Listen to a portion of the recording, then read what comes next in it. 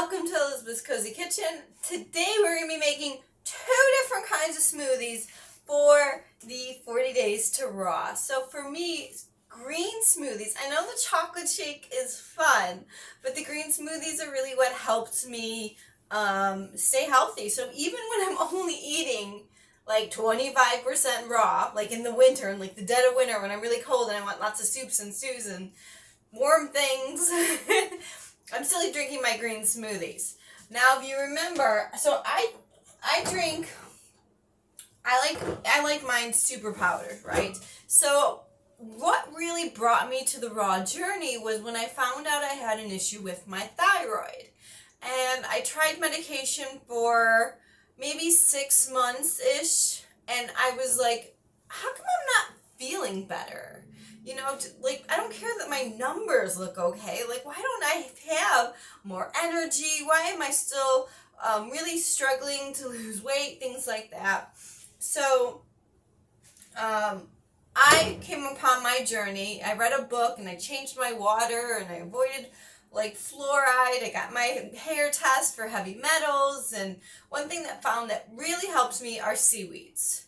So for the lunch, there's going to be a nori wrap, but I have to be honest, that's one of those things that I like to keep cooked. I like the traditional vegetable rolls from like the Japanese restaurants. I think they do a fantastic job. But I sometimes also make raw nori rolls as well. But I use Vitamineral Green. So this is really helped me with my health and vitality and feeling energized. And it's got seaweeds in it and everything else. They put everything but the kitchen sink, but there's no kale in it.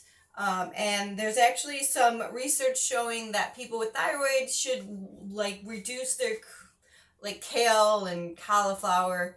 I can't say that word. I was about to try, and it wouldn't come out right. So anyway, Vitamineral Green. Currently, we're in an apocalypse. Currently, even if it wasn't, it's still the time of year where some people are more likely to get colds. Even though spring is coming, we're at the tail end of being more likely to get sick. So I use the Health Force Truly Natural Vitamin C to help me in the winter, and then I usually kind of kick it off in the summer when berries are nice and abundant, and there's just so many forms of way of getting natural vitamin C in your diet. Plus keep in mind peppers and kiwi is 100% of your vitamin C. So, oranges, all that stuff has a lot of vitamin C in it. I also currently using Elixir of the Lake, and this is a blue-green algae. And I don't know. I generally kind of pick. Like, I either do Vitamineral Green and Vitamin C, or Vitamineral Green and Elixir of the Lake. This is great for brain power. Do I need brain power? We'll see. We'll see where the day leads us. Because this guy is not cheap. Okay, so first things first. In my blender, I have frozen fruit. I find frozen fruit is picked at the peak of freshness, and I generally don't, like, if I were able to grab fruit from my garden or my yard, I would totally do that, but it's generally not very common. So I like to buy frozen fruit. It's picked when it's in season, and then I have one banana that I've frozen in there. And a frozen banana helps give it a creaminess and a texture that's really nice. So you could put a fresh banana in there, but I like frozen. And then I have about 3 cups of water. And what I'm really looking for is my fruit to get all covered, which is right there. So it was 2.5 cups. And now I'm going to blend just the fruit and the water for now. Do you want me to pause it? I'll pause the blender. You don't need to see this blend. So something about me you might not know about is I worked at Baskin-Robbins for a while. And to me, the best smoothies, because we made a lot of smoothies there, and they weren't like healthy smoothies. They were like syrup with sugar. But the key to a good smoothie, even in those sugary smoothies, is blending for the appropriate amount of time. If you don't blend it properly, the flavors don't meld well and they just don't taste good. So like, it was crazy because I remember one time like a customer complained about someone else's smoothie, and I just saw the manager take it, put it back in the blender and blend it again, gave it back to him, Yeah, that's perfect. So I was like, that's it. That's blending. So don't like cut out on the blending. It's important. Both green smoothies, you want them both in there. So now I'm going to start putting my superpowered stuff in. So how much supercharged? So for this size, I usually do 2 tablespoons of the vitamin mineral green, and then a half tablespoon of either the vitamin C or the elixir of the lake. This is my little cart, you know, and I just put this right back in my cabinet, and I keep this tablespoon thing here. And I only use it for those guys. So I'm going to blend it again. I'll put it on pause for you again. Ready?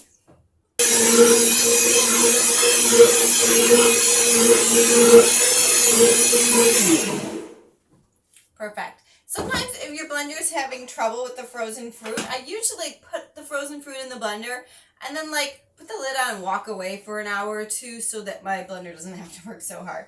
Because it's also easier to pour, like right now, how it's really thick.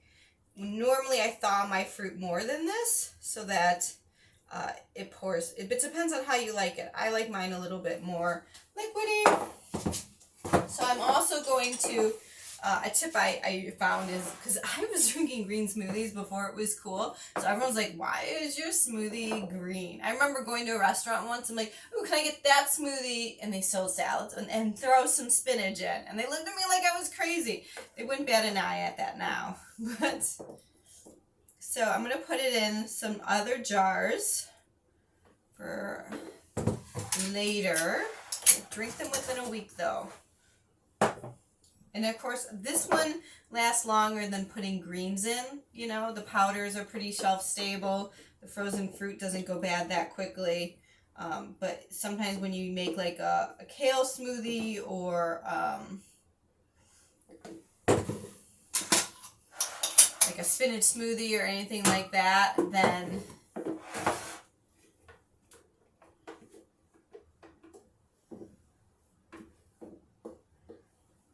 okay, so this is gonna be my smoothie. Remember I told you that like one of my cheats is tapioca balls. These are the tapioca balls. So these are gonna go into boiling water and they're gonna go at the bottom, and I have a very special glass straw that's especially for bubble tea. And so that's gonna be, well, I'm gonna have a bunch of green smoothies today. Okay, I'll set that aside and do that later. But for now, actually there's a little bit left in here. I'm going to make a regular green smoothie. The green smoothie that I used to have before I spent so much money on superfoods. So first thing I need to do is grab some water.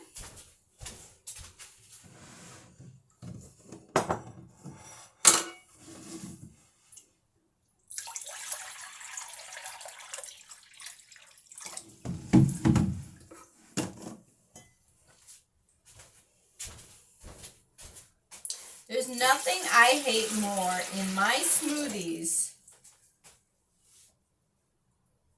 I forgot how much water I was supposed to put in there.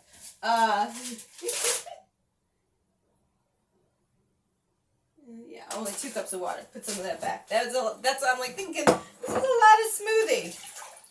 Then the texture. Texture is really important to me. And actually I remember someone was saying, like, girls and their texture, like guys can just down the most horrific protein drinks ever.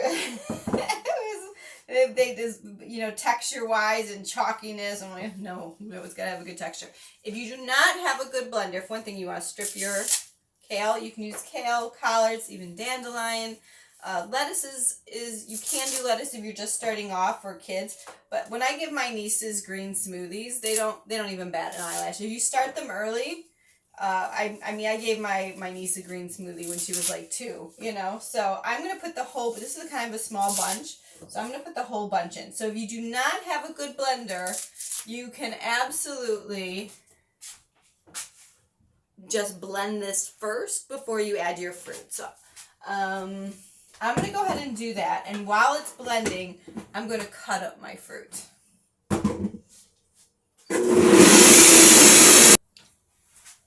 I haven't finished yet. Okay.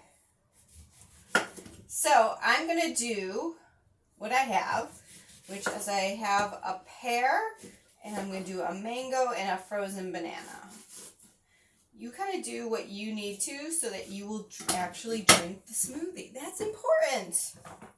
Now, this is not a smoothie that I do the tapioca balls for. I find this to be a very mild smoothie for me. So there's some mango. I'm gonna obviously peel the mango, but not the pear. Also keep in mind what you put in is going to change the color, and ultimately color doesn't matter. But for example, I don't like blueberries in my smoothie because I don't like the seeds, and then also it turns it green is bad enough. Like brown, when you start to put like cherries in, can be a little off-putting. I save my cherries for other recipes. Okay, so pears, mango, so one mango, one pear, and a banana.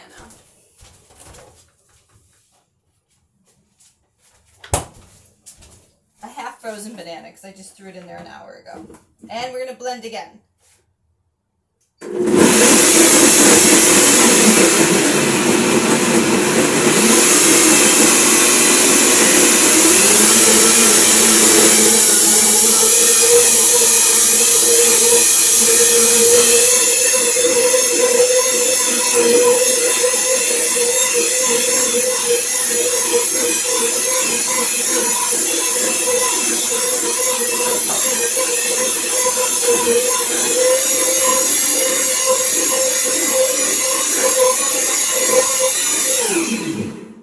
When I pause it, now you know how long I pause it for. It's about a minute. And it shuts off by itself, which is nice.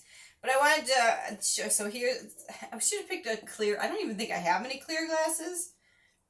So here's the green smoothie, and we'll get some, here's a clear glass. It's this beautiful green color, isn't it? It doesn't have all those seaweeds in it, which change the color of your smoothie.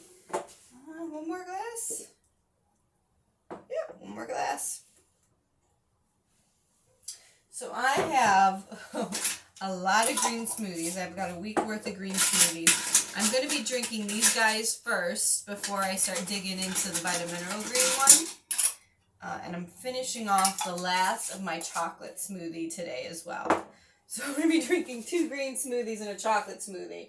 Wow, that's a lot of smoothies. Anyway, yes, so we got, you see the color difference?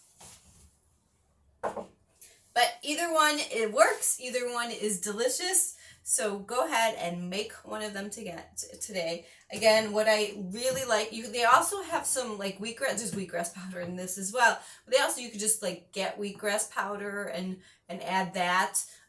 Usually when I go to like the smoothie places, I ask them to add wheatgrass powder just to give it a bigger kick.